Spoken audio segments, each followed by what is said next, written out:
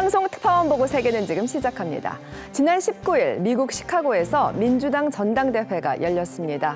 카멜라 해리스 대선 후보와 러닝메이트 팀 월즈를 중심으로 지지자들의 열띤 응원이 이어졌는데요. 오늘 첫 소식 그 현장을 직접 취재한 특파원을 연결해 이야기 나눠보겠습니다.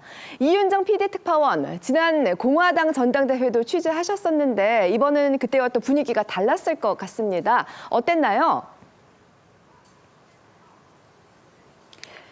네, 공화당 전당대회가 트럼프 피격 직후 치러졌던 만큼 비장하고 장엄한 한편의 드라마 같았다면 이번 민주당 전당대회는 경쾌하고 흥이 넘치는 콘서트장 같았습니다. 스티비 원더, 오프라 윈프리 같은 스타들도 대거 출연하는 한편 대의원 호명 투표인 롤콜 행사를 디제잉 음악과 함께 진행해 열기를 더했습니다.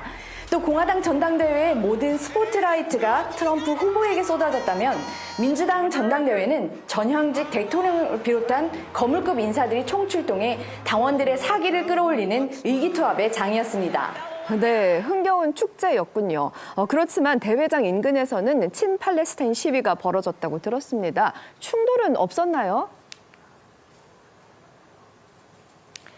네, 민주당 전당대회가 열린 나흘 내내 대규모 친팔레스타인 시위가 이어졌는데요.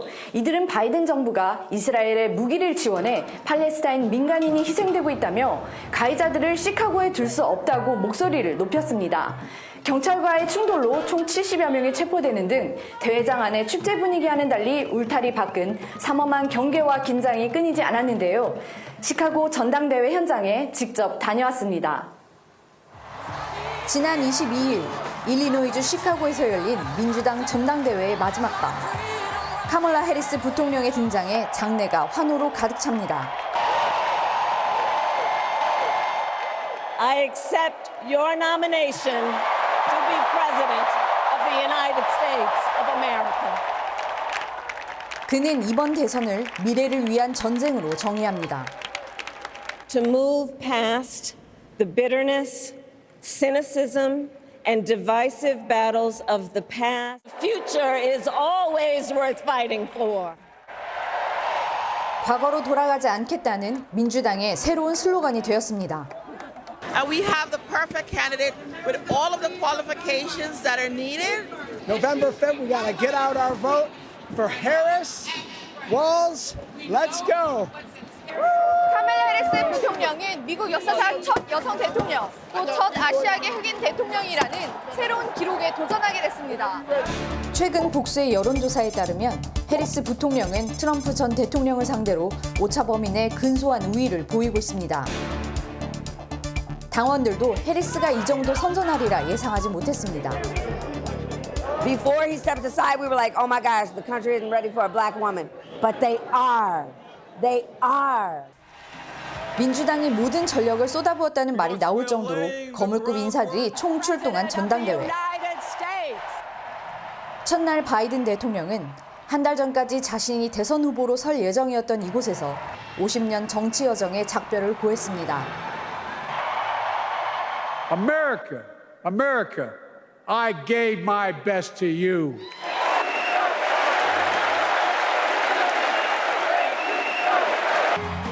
해리스를 지원하기 위해 출격한 오바마 전 대통령 부부는 트럼프에 대한 맹공을 펼쳤습니다.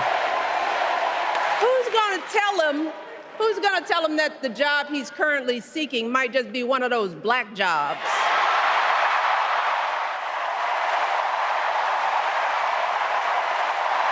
Of bluster and bumbling and chaos. We have seen that movie before, and we all know that the sequel is usually worse. 경합주를 돌며 맞불 유세 중이던 트럼프 전 대통령. 불편한 심기를 감추지 않습니다. Did you see Barack Hussein Obama last night? Take little shots. He was taking shots at your president. You know, they always say, sure, please stick to policy, don't get personal. And yet they're getting personal all night long, these people. 민주당 전당대회 앞에 나타난 트럼프 지지자들. 이들은 경선을 치르지 않은 해리스의 후보 지명은 사기라고 목소리를 높입니다. I'm reminding all the Democrats that the election's already over. They can't cheat enough to undo what I did. 민주당은 2008년 대선 승리를 이끈 오바마 돌풍이 재현되길 기대하고 있습니다.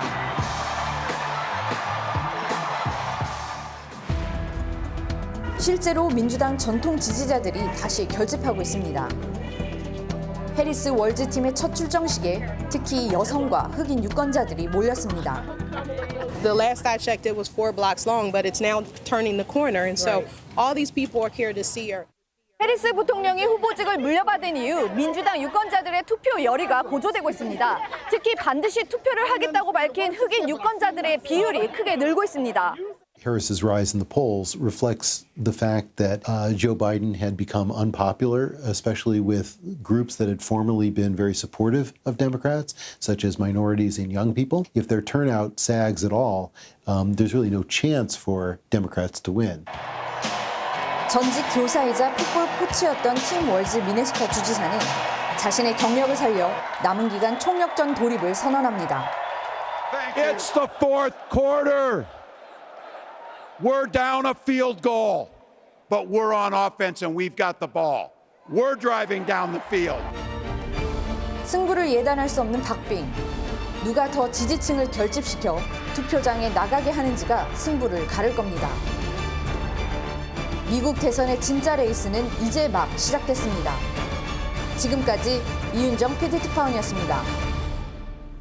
네, 이번 민주당 전당대회를 저도 참 재밌게 봤습니다. 저 특유의 들썩이는 분위기 참 미국스럽다 싶었고 화면에도 잠깐 나왔습니다만 해리스 후보가 첫날 입었던 의상이 또 주목받았죠. 네, 그렇습니다. 보통 미국의 전당대회 같은 경우에는 애국심을 고취한다 해갖고 성조기 색깔이죠. 빨강이나 파랑이나 흰색 중에 선택을 하는데 지난달 공화당 전당대회 때 기억들 하시겠지만 트럼프 대통령 같은 경우에 붉은색 넥타이, 벤스는 파란색 넥타이를 맸잖아요. 아, 네. 근데 이번에 전당대회 첫날에 방금 말씀하신 것처럼 해리스가 황갈색 정장을 입고 등장한 것입니다. 황갈색. 예, 이게 2014년 8월이었죠. 당시 IS 대책 관련 기자회견에서 오바마 대통령이 황갈색 양복을 입었는데 네. 그때를 연상시킨다라는 그런 분석들이 있습니다. 그렇군요. 근데 진지하지 못하다 해갖고 당시에 공화당이 맹비난을 했었거든요. 네. 그 상황을 해리스가 풍자함의 의상을 선택한 거 아니냐 이제 그런 얘기도 나오고 어쨌든 최초의 여성 대통령, 흑인 여성 대통령 후보이기 때문에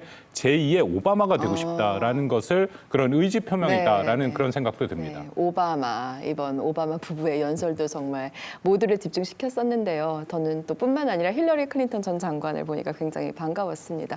여전히 당당한 아우라가 멋졌고 이런 얘기를 했잖아요. 이번에 내가 못 깬 유리천장을 해리스가 깨트릴 것이다. 네, 맞습니다. 이미 천장에 금이 갔고 그 너머에는 해리스가 있을 것이다라고 강조를 했는데요. 네. 사실 미국 사회가 워낙에 보수적이기 때문에 여성이 대통령이 되는 것은 그렇게 쉬운 것은 분명히 아닙니다. 하지만 네. 2016년과 비교했을 때 조금 다른 점은 있어요. 뭔가요? 네. 2016년 같은 경우에는 힐러리가 전형적인 백인 엘리트 기득권 정치인이다라는 그런 점 때문에 비호감 이미지가 상당히 컸습니다. 그래서 젊은 층 투표율이 특히 낮았는데요. 지금은 해리스 후보가 흑인 그리고 젊은 층의 지지를 받고 있고요. 그 호감도도 계속 오르고 있는 그런 상황이기 때문에 과거보다는 상대적으로 좋은 분위기다라고 이렇게 말씀드릴 수가 있을 것 같습니다. 그렇군요. 그럼 이대로라면 최초의 흑인 여성 대통령이 탄생할 수 있는 걸까요? 그러기 위해서는 또 해리스도 넘어야 할 산이 많아 보이긴 하는데요. 네네. 뭐 해리스가 검사 출신이어서 말을 잘하긴 하는데 이게 토론은 조금 아직은 좀 봐야 된다라는 의견도 있습니다. 의외네요. 예, 왜냐하면 상대가 정말 노예한 정치인이죠. 힐러리와 바이든을 상대했던 트럼프라는 것이죠. 트럼프. 예, 또 해리스에게는 일종의 인터뷰 트라우마가 있는데요. 2021년 불법 이민자 문제 지금 나옵니다만 이 진행된 NBC 인터뷰에서 국경을 방문할 계획이 있냐라는 질문에 해리스가 당황하면서 갈 거다. 우리는 가봤다라고 얘기를 하는데 사실 안 갔거든요. 안 갔는데 갔다고 한 거예요? 예, 그렇게 얘기를 해서 여론의 문매를 받은 그런 경험이 있습니다. 네. 이 부분을 당연히 뭐 트럼프와 공화당은 집요하게 파고들고 있고요. 그렇겠네요. 뿐만 아니라 약점 중 하나로 또 이제 꼽히는 것이 백인 남성 노동자층을 끌어들이는 부분이잖아요. 그런 면에서 러닝메이트로 나온 팀 월즈의 역할이 참 중요해 보이네요. 네, 팀 월즈 미네소타 주지사가 이번 전당대회에서 그 부통령 후보직을 이제 공식 수락을 했는데요. 네. 그 상당히 인상적이었던 장면이 이 월즈가 이제 교사로 재직하던 시절에 그 풋볼팀 그 제자들이 그 무대에 오른 장면이 무척 인상적이었습니다. 아, 이렇게 지금 그렇죠. 지금 나오고 나오죠. 있네요. 네. 이제 급식비를 내지 못하는 제자를 돕기 위해서 이 월즈가 풋볼팀을 맡게 된 일화를 털어놔서 감동을 주었는데요. 그런 사연이 있었군요. 그리고 또 이제 시선을 모았던 인물이 있습니다. 월즈의 아들인데요. 네. 17살 청년인데 뭐 학습 장애를 좀 갖고 있다고 하는데요. 지금 이제 화면에 나오고 있죠. 이 네네. 월즈의 부통령 그 수락 연설 도중에 월즈가 이제 가족에 대한 사랑을 표시하는 부분이 있는데 이렇게 좀 아들이 눈물을 흘리면서 자리에 벌떡 일어나서 저분이 바로 우리 아빠예요 하고 이렇게 그 외치는 장면이 화제가 되기도 했습니다. 그랬군요. 좋은 아빠라는 인상을 주었을 수도 있겠습니다. 그나저나 예기치 못한 해리스 돌풍으로 애가 타는 것은 트럼프 진영일 텐데요. 그런데 어제 구원 투수가 등판했잖아요. 네, 맞습니다. 케네디 후보가 선거운동을 일단 중단을 하고 트럼프를 지지를 한다라는 기자회견을 하고서요. 또 유세 현장까지 등장을 했는데요. 네. 트럼프 측에서는 이 케네디 후보에게 정부 내각자리를 걸고서 접촉을 오랫동안 해온 것으로 알려져 있습니다. 지금 케네디 후보 전국 지지율이 약 5%에 머무르고 있지만 사실 1% 또는 2% 차이로 이게 승패가 갈리는 곳이 바로 격전지이기 때문에 경합주에서는 상당히 중요한 역할을 할 수가 있어요. 그렇죠. 그래서 트럼프 측에서는 또 공화당 유권자들이 케네디 후보한테 훨씬 더 호감도가 높다라는 사실에 신경을 쓸 수밖에 없는데요. 네. 앞으로 빠져나갈 수 있는 투표를 좀 끌어온다라는 그런 전략으로 보입니다. 네, 갈수록 미국 대선이 흥미진진해지네요. 다음 소식입니다. 인도의 한 국립병원에서 수련의가 성폭행당한 뒤 살해돼 인도 사회가 큰 충격에 빠졌습니다. 당시 피해자는 고된 교대 근무를 마치고 병원에서 쉬다가 참변을 당한 것으로 알려졌는데요. 의료계는 일제히 강력 처벌을 촉구하며 파업까지 불사하는 모습입니다. 최윤화 PD가 전합니다. 인도 동부의 최대 도시 콜카타에선 지금 의사들의 시위가 한창입니다. Because of the recent heinous crime that has took place in Arjikor, we are all here because when the people come together, it would be easier for the government to give us justice. 지난 9일 한 대학병원에서 일어난 충격적인 살인 사건. 피해자는 30대 여성 수련의로 야간 근무 중 세미나실에서 사체로 발견됐습니다. 사건 직후 병원 측은 피해자의 극단적 선택이라 주장했지만 유가족은 받아들이지 않았습니다.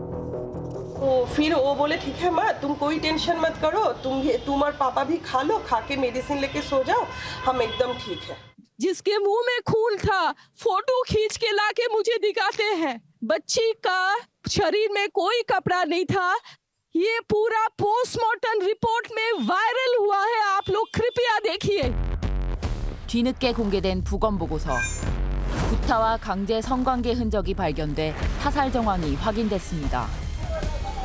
이후 CCTV를 통해 검거된 범인은 놀랍게도 평소 병원을 드나들던 자원봉사자였고 폭행 전과까지 있는 범죄자였습니다. 범인 검거 열흘 뒤 KBS 글로벌 통신원이 병원을 찾았습니다. 2주째 파업 중인 병원 직원들.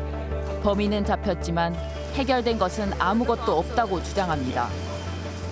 Yes, it's very difficult to work. The entire night we had to stay in the emergency and it was all open. There was no proper security. 그녀의 주장처럼 병원 내에 흉기를 가져와 공격해도 무방비로 당할 수밖에 없는 심각한 보안 수준. 통계에 따르면 인도 의사 75%가 물리적 폭력을 경험했다고 합니다.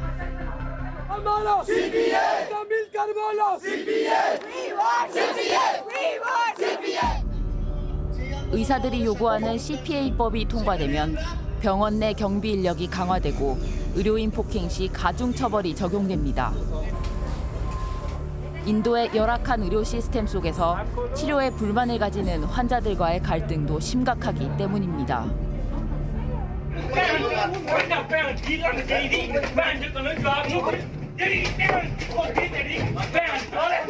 विश्वास करेंगे जो मेरे जूनियर्स हैं मैं उनको बोल रही थी कि रात में जब तुम लोग ड्यूटी पे होते हो हॉस्पिटल में स्टेयर्स मत उतरा करो लिफ्ट से जाया करो आप उनके लिए इतना घबराने लगते हो कि बच्चों को कहीं किसी भी हॉस्पिटल में कुछ भी हो सकता है 의사들의 파업이 전국으로 확산되며 많은 병원에선 비응급 환자에 대한 진료가 중단되었고 병원 근처 지하철역에선 환자와 가족들이 노숙 생활을 하며 파업이 끝나기만을 기다리고 있습니다.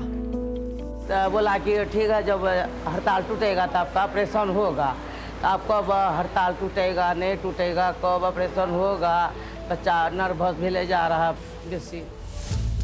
사태가 심각해지자 지난 20일 대법원이 의료안전 TF 구성을 제안하면서 정부는 진화 작업에 나서는 모양새입니다.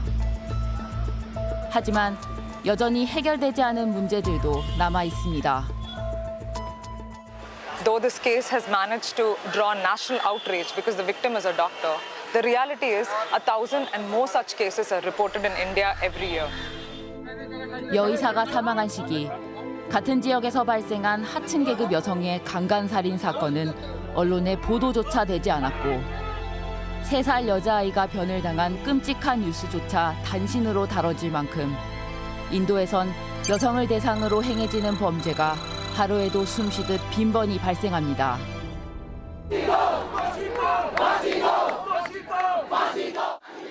하지만 이번 사건으로 강간죄에 대한 여론의 경각심도 높아지는 분위기입니다.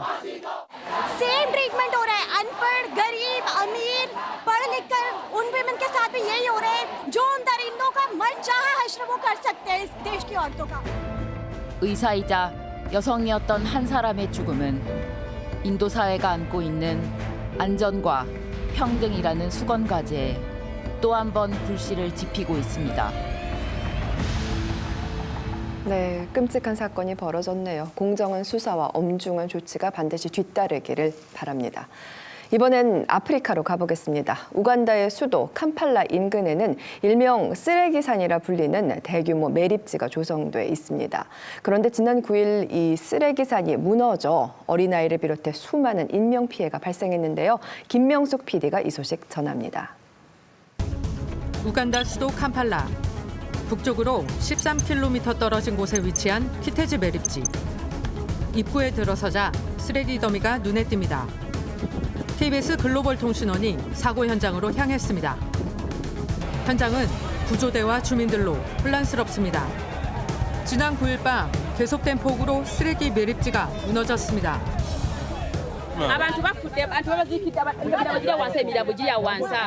We hear something like when he passed away, he burst like blood. After we start seeing people, they are running up and down. Then soil come from where they are putting casas. 빠르게 밀려온 쓰레기 더미는 자고 있던 인근 주민들을 덮쳤습니다. This area used to be a mountain of trash, plastics, clothes, electronics, and much more. It was up to a height of about 10 meters. The garbage pile collapsed, killing about 35 persons and about 28 people are missing. 가족의 생사를 확인하기 위해 주민들이 나서 매몰 지점을 파헤쳐 보지만 악천후로 구조 작업은 더디기만 합니다. 희생된 사람들은 대부분 집에서 잠을 자던 여성과 아이들, 그리고 늦은 밤까지 매립장에서 일하던 쓰레기 수거원이었습니다. 인근 주택 44채가 부서지고 가축과 생활터전이 한순간에 사라졌습니다. 캄팔라시 당국은 추가 붕괴를 우려해 주민 1,000명을 대피시켰습니다.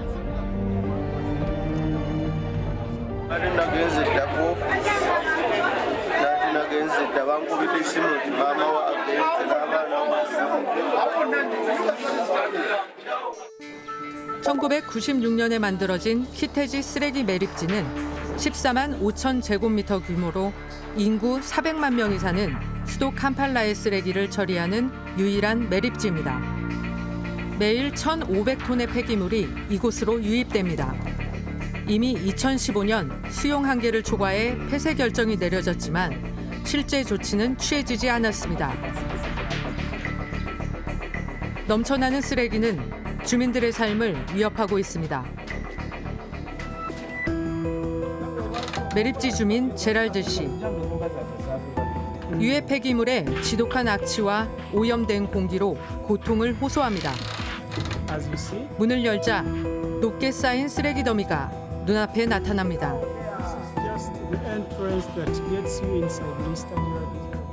batwalira abachina ne bateekamu ne basayikolinga kiki ekyo ennyindo tezikusiibwa biki byonna twabigumira naye ate omulimu gwange bwe guvaawo naalyawa. 이곳에 사는 주민들은 쓰레기 더미에서 플라스틱 폐기물 같이 되팔 수 있는 물건을 주어서 생계를 유지하고 있습니다. 수년 전부터 경제 활동이 취약한 빈곤층이 쓰레기산 옆으로 모여들었습니다.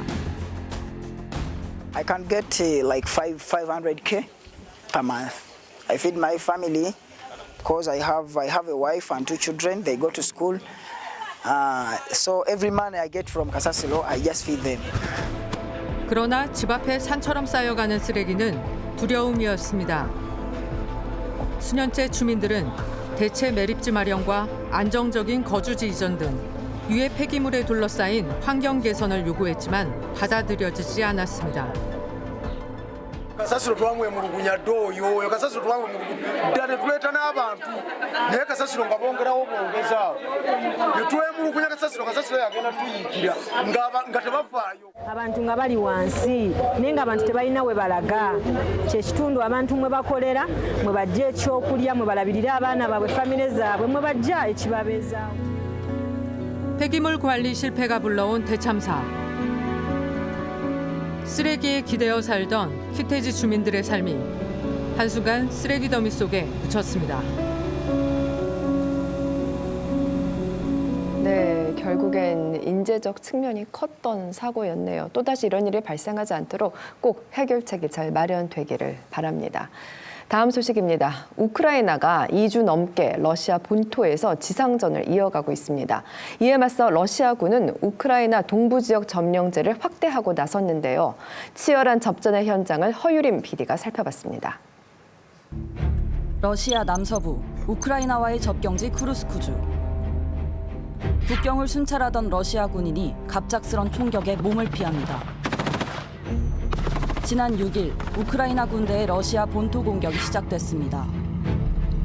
2주 넘게 진격하며 예상외 선전을 이어가는 우크라이나.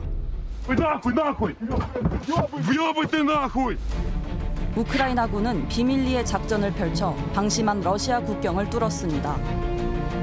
제2차 세계대전 이후 러시아 영토를 최초로 점령한 우크라이나군. 그만큼 사기도 올라갔습니다. В пятерочку заехал. Скажу вам, выбор не очень. Слава Украине! 우크라이나는 물자를 공급하는 다리를 연달아 파괴하며 러시아를 강하게 압박하는 중입니다. Росія принесла війну на нашу землю і повинна відчувати, що нею зроблено. 유럽행 천연가스 수송시설이 있는 수자시를 포함해 서울 면적 2배의 영토를 점령한 우크라이나 군대. Газпром в місті Суджа контролюється 99-м механізованим батальйоном 61-ї окремої степової бригади. 이번 작전 성공 배경엔 통신 교란 후 사용한 자폭 드론이 있었습니다. 또한 미국과 독일 등이 지원한 서방 국가의 강력한 무기도 활용했습니다. 우크라이나가 점령한 쿠르스크주엔 비상사태가 내려지고 대피 행렬이 이어졌습니다. Начало проведения эвакуационных мероприятий с территории 9 приграничных районов отселено более 121 тысячи человек. 그런데 일각에선 러시아 정부와 군의 대처가 미흡했다는 지적이 나옵니다. Нас никто не эвакуировал, никто нас не просил. Я пока первые денечки сидела, я думала, одна в районе оставалась, ходила по улицам, никого. А потом сын приехал, меня забрал, и побежала я. 우크라이나군 공격 당시 찍힌 영상엔 저항 없이 그대로 항복하는 러시아 군인들이 다수 등장합니다. 우크라이나는 지금까지 2,000명이 넘는 포로를 체포했고 대부분 어리고 훈련받지 못한 징집병들이라고 발표했습니다. Нас просто оставило наше командование, кинуло. Одеваться некуда нам. Чем мы срочники, а против нас десантура. Ну, это бессмысленно было. Нас взвод окружил просто и все.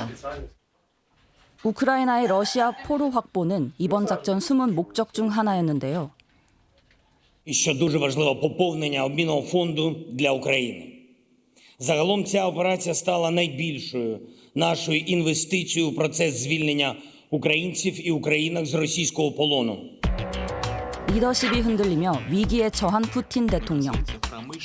Транспорт может идти речь с людьми, которые без разбора наносят удары, либо пытаются создать угрозы для объектов ядерной энергетики. 협상 대신 반격을 택한 러시아는 전방위적 공세에 나섰습니다. 우크라이나 점령지 탈환을 위해 폭격을 퍼붓는 러시아 군대. 동시에 우크라이나 도네츠크주를 장악하기 위해 양방향 압박을 가하는 중입니다. 동부전선에서 우크라이나 정예 병력이 빠진 틈을 타 러시아는 빠르게 진격 중입니다. 매일 수십 건의 교전이 터지며 우크라이나 주민들은 불안에 떨고 있는데요. Как у вас тут ситуація? Як часто бомблять? Часто. Переноски немає? Переноски немає? 결국 도네츠크 일부 지역에 내려진 강제 대피 명령. 터전을 떠나야만 하는 이들의 마음은 무너집니다. Сейчас Луганську. Я переїхала в Мирноград. Зараз приходиться евакуюватися з Мирнограда. Не хочется никуда ехать. Хочется быть дома. На ЖД, да, на фоне. 우크라이나는 개전 이래 최대 규모의 드론 공격으로 재반격을 시도했습니다. 그리고 어제 푸틴은 또다시 강경 보복을 예고했는데요. 나날이 격화하는 전쟁에서 최선의 선택을 찾고 있는 젤렌스키. 그의 고민은 깊어지는 중입니다. 우크라이나의 역습이라니. 김진아 교수님, 러시아로서는 전혀 예상치 못했던 것 같습니다. 그죠. 러시아 입장에서는 설마 우크라이나가 침공을 할까라고 좀 글쎄요, 방심하는 마음이 컸던 것 같아요. 분명히 사전에 우크라이나의 공격 첩보가 있었음에도 불구하고 군 내부에서는 이것을 무시했다라는 그런 보도가 있었거든요. 근데 이 지역은 굉장히 역사적으로 중요한 곳입니다. 2차 세계대전 당시에 러시아가 독일군을 아주 크게 격퇴했던 곳이기 때문에 해마다 당시 전투를 기념하는 행사가 열리거든요. 그런 곳이군요. 네, 그리고 작년에는 또 푸틴 대통령이 직접 연설을 했던 곳이기도 한데 이렇게 상징적인 지역이 좀 공격을 받았기 때문에 러시아의 체면 그리고 자존심 이런 것에 사실은 흠집이 날 수밖에 없는 그런 사건이 된 거죠. 네, 진짜 왜 안 그렇겠어요. 그렇습니다. 이번에 근데 젤렌스키 입장에서는 역습이 매우 절실한 그런 상황인데요. 내부 사기 진작은 물론이고 우크라이나가 그렇게 시간이 많아 보이진 않습니다. 왜냐하면 미국 11월 대선 이후에 누가 되던 휴전 협상을 시작할 가능성이 높고 지금 상태를 보면 그 동부 도네츠크 지역을 러시아에 내어준 채 마무리될 가능성도 배제할 수가 없거든요. 네네. 우크라이나 입장에서는 조금이라도 유리한 고지를 차지하기 위한 협상 카드가 필요했고 그게 바로 쿠르스크 점령이었던 것이죠. 그렇군요. 하지만 일각에서는 이번 이제 공격을 두고 우크라이나의 오판이 아니냐 이런 견해도 좀 있습니다. 이제 우크라이나는 이제 쿠르스크에 최소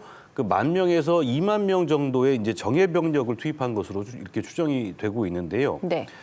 주로 이제 돈바스 그 주요 전선에 있던 그 정예 병력들이라고 합니다. 이 말은 지금 이제 현재 돈바스 전선에서는 이 정예 병력들이 그 빠져나갔기 때문에 전력이 약해졌다는 얘기가 되거든요. 그렇겠네요. 그리고 이제 러시아 그 전문가들 사이에서는 좀 이런 의견도 좀 있는 것 같습니다. 이번 그 쿠르스크 지역에 대해서 러시아는 당장 탈환하지 않을 것이다. 또 전진을 그 우크라이나군이 전진을 못하게 포위를 해서 그 정예 병력이 완전히 소모될 때까지 쿠르스크 영토에 붙잡아두는 전략을 러시아가 쓸 것이다. 이런 의견도 지금 있는 것 같습니다. 그래서 장기적으로는 이 공격이 우크라이나에 패착이 될 수도 있다라는 말씀이신 거죠. 그런데 최근에 보니까 우크라이나가 모스크바에 드론 공격을 감행한 것도 그렇고 계속해서 본토 쪽으로 이제 공격을 할 것 같은데 이건 어떻게 봐야 될까요? 드론 공격은 좀 경고성이 있는 거죠. 하지만 중요한 건 지상군인데요. 지상군이 일단 깊숙이 침투를 하려면은 계속 보급로가 길어져야 돼요. 그렇게 되면 취약할 수밖에 없고 방어할 게 굉장히 더 많아지고 그렇기 때문에 당분간은 협상 수단으로 활용할 수 있는 이 버퍼존을 방어하는 데보다 집중할 가능성이 더 많아 보이고요. 특히 이 2개 전선을 이제 우크라이나가 관리를 해야 되기 때문에 병력이 분산이 되거든요. 그런 상황에서 얼마나 더 이 지역을 지켜낼 수 있을지 좀 더 지켜봐야 할 것 같습니다. 알겠습니다. 푸틴 대통령이 강경 보복을 또 예고했기 때문에 더욱더 긴장감이 고조되는 것 같습니다. 걱정스러운 일은 또 있습니다. 지난 14일 세계보건기구 WHO가 엠폭스 발병에 대해 국제적 공중보건 비상사태를 선언했습니다. 엠폭스는 과거 아프리카 국가들 사이 원숭이 두창으로 불렸던 감염병이죠. 최근 변이 바이러스가 급속히 확산되고 있습니다. 자세한 상황 이건협 PD가 전합니다. 발진이 돋은 손, 입주위도 마찬가지입니다. 온몸이 발진으로 뒤덮였습니다.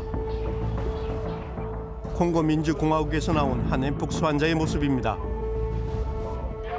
지금 이곳에선 올 들어 엠폭스 환자가 급증하고 있습니다. 엠폭스 바이러스에 감염되면 고열과 함께 몸 전체에 발진이 돋습니다.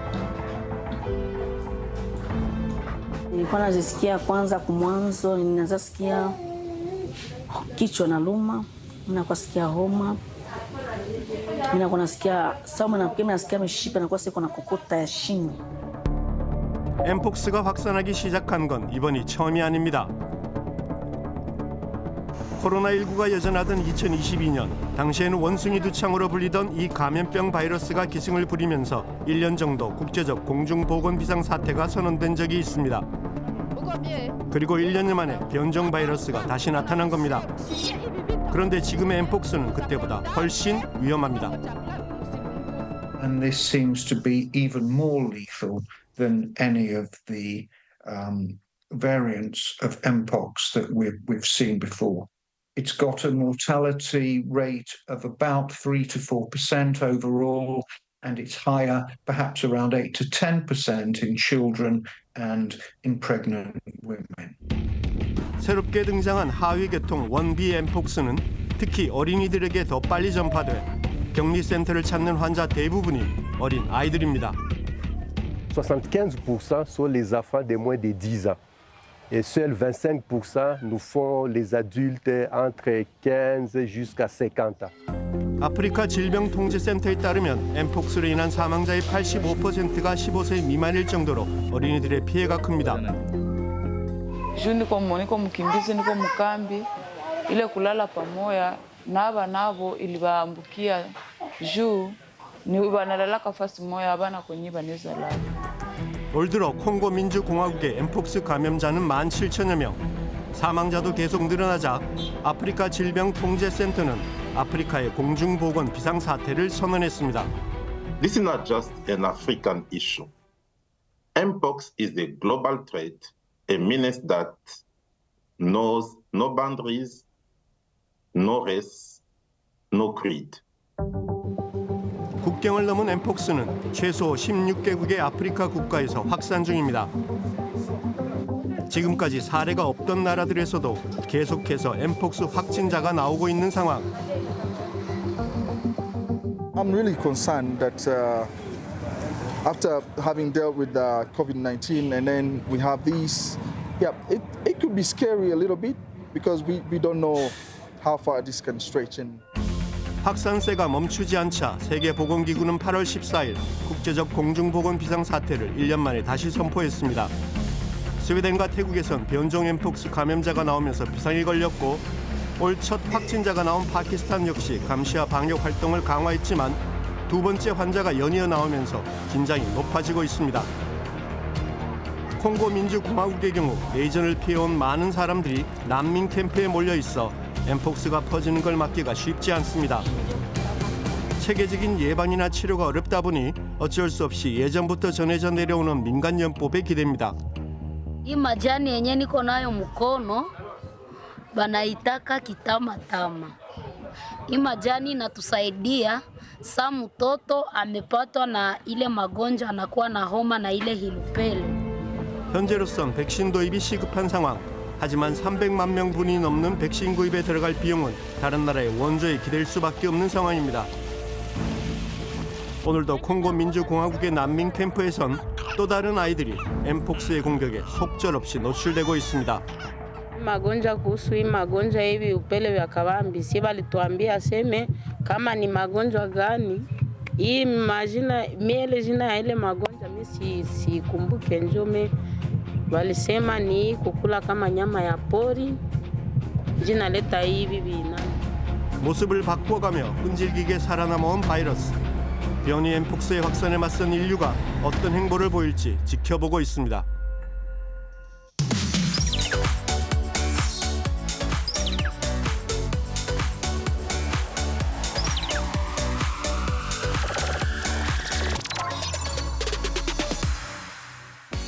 네, 계속해서 위클리 픽 시간입니다. 첫 번째 픽은 박원곤 교수님께서 준비하셨다고요? 예, 전 좀 특별하게 노래로 한번 시작해 볼까 하는데요. 노래요? 예.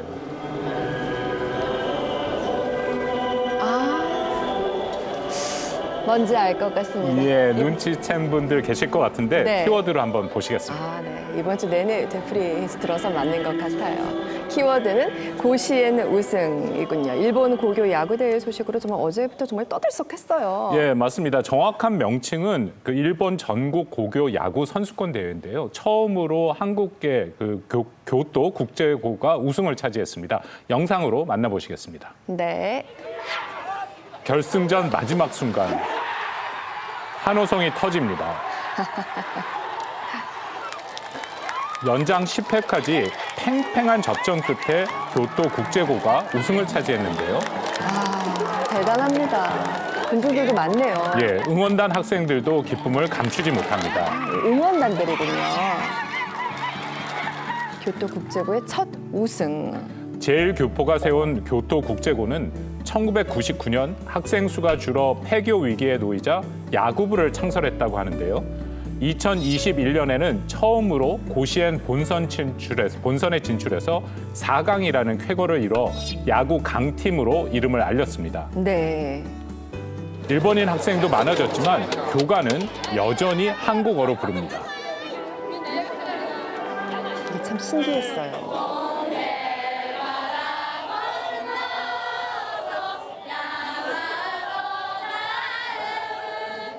고시엔 구장에 울리는 동해바다, 일본 전역으로도 송출됐습니다.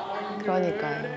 동해 바다라는 가사가 귀에 쏙 들어옵니다. 고시엔 우승이라니 정말 너무나 장하고 이게 엄청 대단한 거라면서요. 그렇습니다. 이 대회가 올해로 106번째로 전통이 아주 긴 대회인데요. 일본에서는 생중계를 하면 시청률이 20~30%가 나온 정도로 인기가 높고 또한 고교 선수들에게는 꿈의 대회이자 프로 등용문이라고 그렇게 불리기도 합니다. 네. 그도 그렇게 전국적으로 일본의 고교 야구팀이 4,000개 정도 있는데 49개 팀만 본선에 진출하고 또 토너먼트를 통해서 결승에 올라가게 되는 것이죠. 바늘구멍이네요. 예, 여러분들도 잘 아는 그 메이저리그 오타니 쇼헤이 선수 같은 경우에 본선에 고등학교 때 본선에 2번 진출했었는데 네. 결국 결승에는 못 올라갔다고 합니다. 그 정도군요. 그래서 꿈의 무대에서 우승을 했으니 얼마나 좋았겠습니까? 어린 선수들이 이렇게 눈물 보이는 걸 보니까 저도 같이 울컥했었는데 변변찮은 야구 장비도 없이 열악한 환경에서 훈련을 했다고 해서 이 우승을 가리켜서 기적이다라고 표현하더라고요.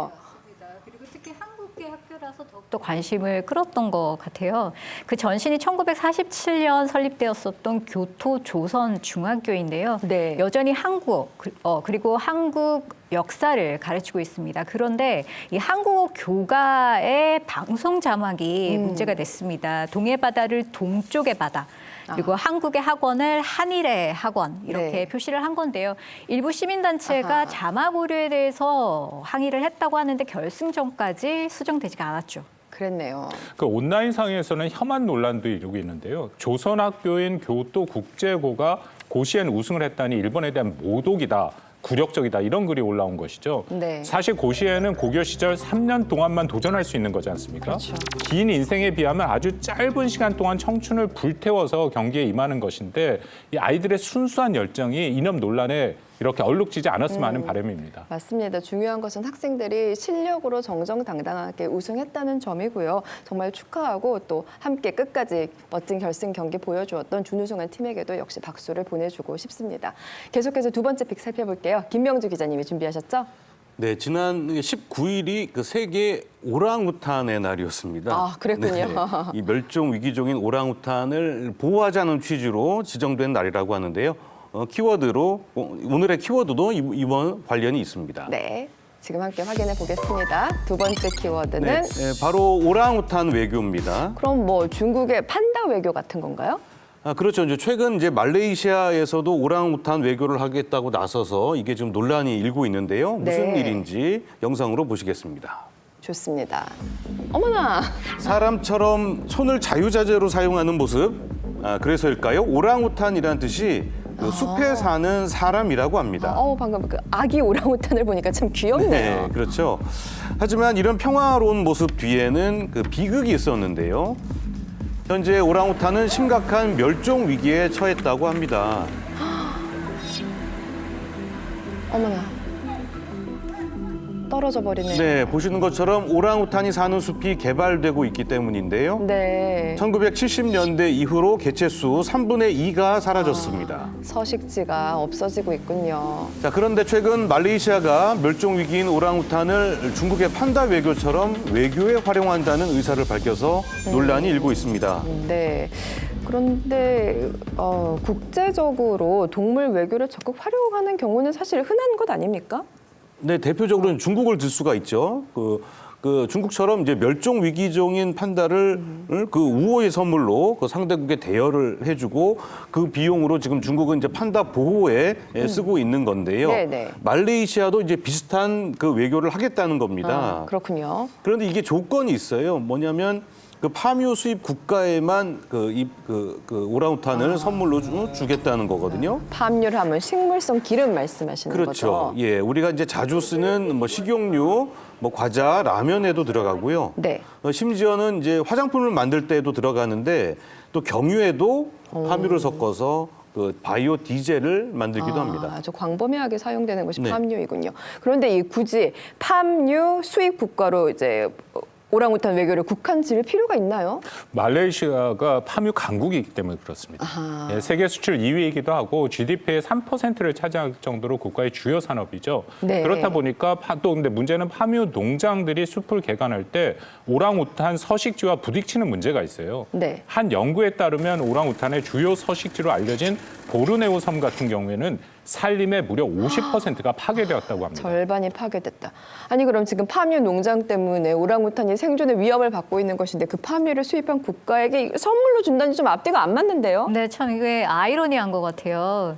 그래서 그러니까요. 좀 다른 속내가 있는 게 아닌가라고 의심을 지금 받고 있는 그런 상황인데 팜유의 주요 수입원이라고 할 수 있는 이유가 산림 파괴를 좀 막기 위해서 이 파괴 위험이 높은 품목을 지정해서 수입을 금지하는 정책을 밝혔거든요. 네. 그런데 이 품목에 팜유가 들어가 있고 그래서 이 문제 때문에 양측이 WTO 제소까지 갔습니다. 네. 아무래도 새로운 시장도 찾아야 되고 또 산림 보호를 잘하는 국가다라는 이미지도 만들어야 되기 때문에 이 오랑우탄 외교 이것을 카드로 꺼내 들은 것이 아닌가라는 그런 추정을 하고 있는 거죠. 그래서 네. 이런 그 비판을 의식한 걸로 보이는데요. 이제 말레이시아가 얼마 전 절충안을 내놓긴 했습니다. 뭐냐면 그래요? 오랑우탄을 원 서식지에 남겨두고 이제 기부금만 받는 형태로 가겠다 이런 건데 앞으로 상황은 좀 더 지켜봐야 될 것 같습니다. 네, 그래야겠네요. 고맙습니다. 이렇게 위클리픽 살펴봤고요. 오늘 저희가 준비한 내용은 여기까지입니다. 함께해 주신 여러분 고맙습니다.